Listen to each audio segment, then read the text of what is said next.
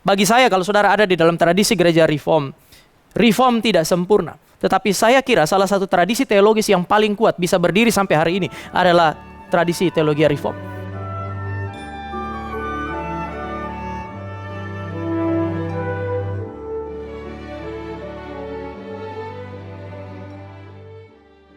Pernah ada yang bilang dalam satu diskusi gitu, setelah saya sampaikan firman dan kemudian bahas mengenai tradisi Reform, kemudian ada yang bilang, kami ada di dalam satu gereja yang tidak berpegang kepada tradisi apapun.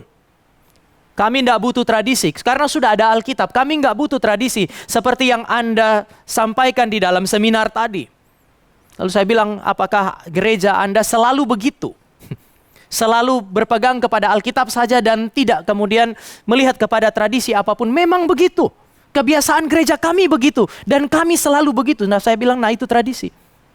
Itu tradisi tidak mau mengingat tradisi. Itu tradisi.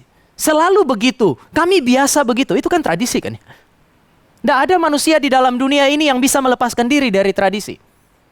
Persoalannya adalah saudara berdiri dan diikat oleh tradisi yang benar atau yang salah. Bagi saya, kalau saudara ada di dalam tradisi gereja Reform, Reform tidak sempurna. Tetapi saya kira salah satu tradisi teologis yang paling kuat bisa berdiri sampai hari ini adalah tradisi teologi Reform.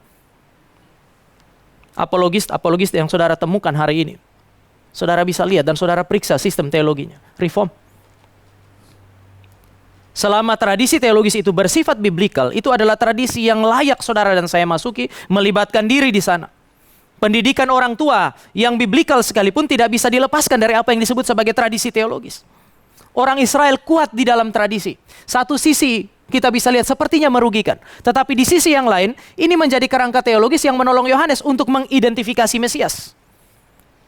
Tetapi ini tentu saja tidak meniadakan firman. Oleh karena itu maka di dalam ayat 33 Yohanes berkata bahwa firman Allah datang kepada dia. Memberikan kepada dia alat atau paling tidak semacam indikator untuk melihat siapa yang menjadi Mesias. Jika Roh Kudus turun atasnya, jika Roh Kudus itu terus ada di dalam dia, maka dialah Mesias yang akan membaptis dengan Roh Kudus. Bagaimana orang-orang ini mengenal Yesus Kristus? Pengenalan awal didapatkan melalui studi. Nanti sebentar kita akan lihat mengenai Nathanael. Nathanael duduk di bawah pohon ara. Bapak Ibu semua penafsir sepakat, ini berarti dia belajar. Nanti sebentar kita akan lihat. Studi mengenai isi kitab suci adalah sesuatu yang sangat penting. Tapi juga hal yang penting itu tampak mulai dari ayat-ayat yang kita baca, bahkan dari ayat 35, 36. Yohanes bersaksi kepada murid-murid. Coba lihat, itulah anak domba Allah yang menghapus dosa dunia. Kesaksian Yohanes menggerakkan murid-murid untuk mendekat kepada Yesus Kristus. Saudara akan menemukan Andreas datang kepada Petrus. Saudara menemukan Filipus datang kepada Nathanael. Mereka mengenal Kristus melalui kesaksian orang yang mengenal Yesus Kristus. Sampai kapanpun kesaksian orang-orang yang lebih dulu mengenal Yesus Kristus kepada saudara dan saya selalu menjadi kesaksian yang Tuhan bisa pakai. Tuhan pakai hal-hal yang natural.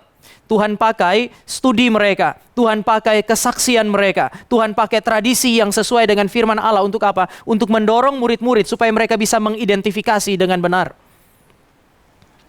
Sampai kapanpun, sekali lagi, saudara dan saya butuh ini. Dan ini adalah titik awal pengenalan saudara dan saya terhadap Tuhan. Teologi memang tidak membuat saudara dan saya otomatis mengenal Tuhan. Tapi teologi, pemahaman terhadap kebenaran firman Allah yang baik, memberikan saudara dan saya kerangka pemikiran yang baik untuk bisa mengenal Allah yang benar.